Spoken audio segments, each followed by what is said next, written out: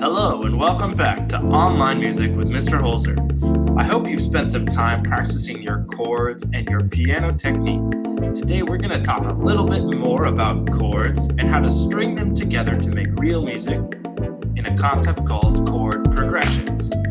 Let's get started. Last time we talked about how to use our first, third, and fifth fingers on our computer keyboard to play chords, specifically 5 chords that we already numbered 1, 2, 3, 4, and 5. Today we're going to learn a 6th chord and then learn about some really common chord progressions, strings of chords in a row, that are going to help us make some music that maybe sounds like some music we already know. If you have any trouble getting into Soundtrap and opening up a session where you can pull up the piano, please watch my previous videos. Just a quick review. Our chord number 1 is when our finger number 1 is on Z, our finger number 3 is on C, and our finger number 5 is on B. And again, if you have any questions about which fingers I'm talking about, please go to my previous videos and memorize which finger is which number. Here's chord number 1. Chord number 2 is going to be when our finger number 1 is on X, 3 on V, 5 on N. Chord number 3 is going to be where our finger number 1 is on C and we skip the same way.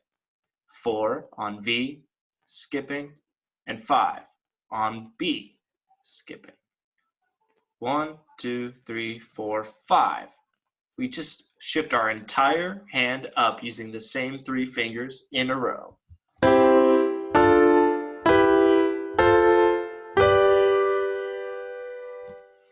Those are the 5 chords we learned last time. Today we're going to learn a 6th chord and we'll number that one number 6. This one's a little bit more tricky because we do need to start using our left hand to help us out. If I follow the same pattern and put my finger number 1 on N, my finger number 3 on the comma key, I will then need to have a finger on the Q key. And if we look down at the computer keyboard, I'm going to notice I can't really use my pinky or my finger number 5 in my right hand to play that note. This is one of the downsides of playing piano on a computer keyboard instead of an actual piano keyboard. That's okay though, we can use our left hand to fill it in. For chord number 6, finger number 1 is on N, finger number 3 is on the comma key, and we're going to use our pointer finger of our left hand to touch Q to make the whole chord.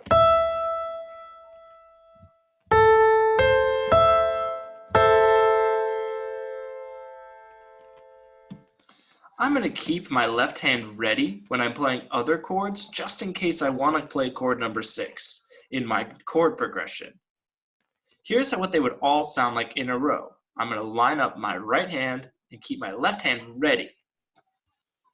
1, 2, 3, 4, 5, 6 using both my right and left hand.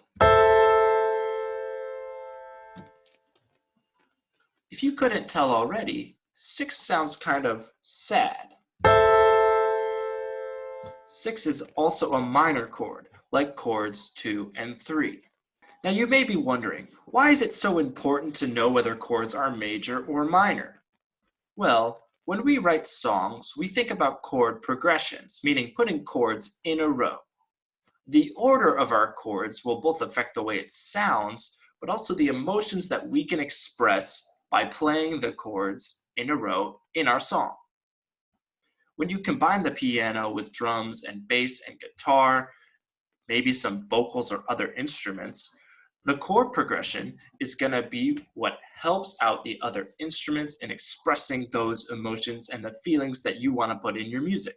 Major and minor chords will mix up those feelings and help us express different things. When we write out chord progressions, We always use Roman numerals. If you haven't seen these before, it's a different number system. On piano, this is because we use regular numbers, 1, 2, 3, 4, 5, for our finger numbers. It would get a little confusing if I'm talking about number 1 and I see a number 1 and it could mean both the chord or my finger. We're going to use a capital letter I for chord number 1 because we're going to use a capital letter I for chord number 1. When we get to chord number 2, we just put 2 I's in a row. Now, these are lowercase. That's because when we see a capital letter, it means the chord is major. When we see lowercase letters, it means the chord is minor. This also helps us differentiate between major and minor chords.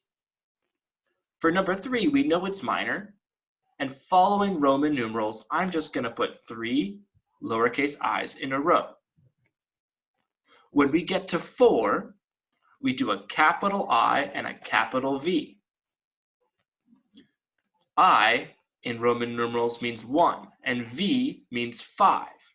If I put the I before the V, it means 1 less than 5, or 4. That also means my major number 5 chord is going to be a big capital V for 5. The last chord that we know to write out in Roman numerals is going to be the number 6. I know that 5 is V and I is 1. So I'm going to do 1 more than 5 by putting a lowercase v and then a lowercase I. These are both lowercase because the 6th chord is minor. Now that I know my numbers in Roman numerals, I can take a look at some common chord progressions. Now you can try any of these chord progressions for your music. Today, the one I want to try out for the video is 1, 6, 4, 5. This is a super common chord progression. There's probably over 200 songs that use this chord progression.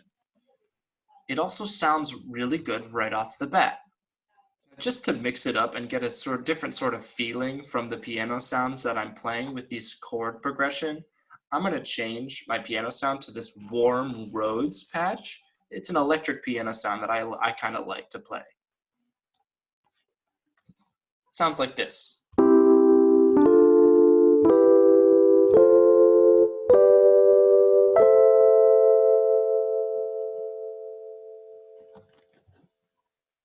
Now that I know what the piano sounds like, let's try that chord progression. I'm again always going to use those same 3 fingers to play chords, 1, 3, and 5. I'm going to line my fingers up. Chord number 1 is with my thumb, my finger number 1 on Z. Here's number 1. The next chord is 6. Remember, that means my number 1 finger will go all the way up to N. I'm going to use my left hand. Then we're going to 4. 1, 6, 4, 5. Going to jump down to 4 using fingers 1, 3, and 5. Then shift up. And that's our 5 chord. Again in a row, this is 1, 6, 4, and 5. Now if I record that and put a really basic beat behind it, it'll start to sound like a real song. Just by using the chord progression 1, 6, 4, 5, adding a drum, and then just picking one of those notes that I played in the chord for bass, I was able to come up with this. Literally took me about 2 minutes.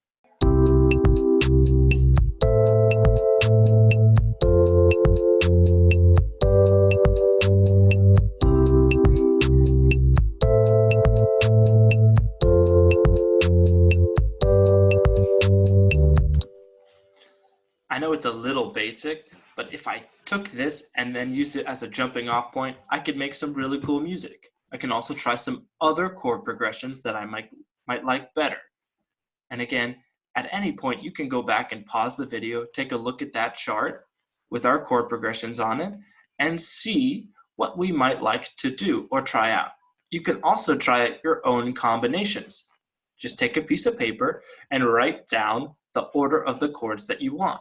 One other thing that can help us mix it up with just 6 different chords is by changing the length of time or the number of beats that I'm playing each chord for. In my song here, I can see that I played each chord for 1 measure or 4 beats. I could choose to use only 3 chords, and maybe I would play the 1 chord for 2 measures, then do 6 and then 4. We also notice in the chart at the very bottom, we have a chord progression that goes 1, 2, 3, 4, and then 5. Next to the 5, there's a times 4. The chord progression is saying that we play 1, then 2, then 3, then 4, and then we play 5 4 times. That's a really easy way to mix it up and try to get different sounds out of the same 6 chords. That's all I have for you today. Go ahead and try it, create your own chord progressions as a great start to your own music. You can also copy the chord progressions from songs that you hear. The easiest way to learn how to make music is just to go and try it yourself. Next time, we'll dive more into the basics about how to make better drums and better bass for our songs now that we've mastered chord progressions.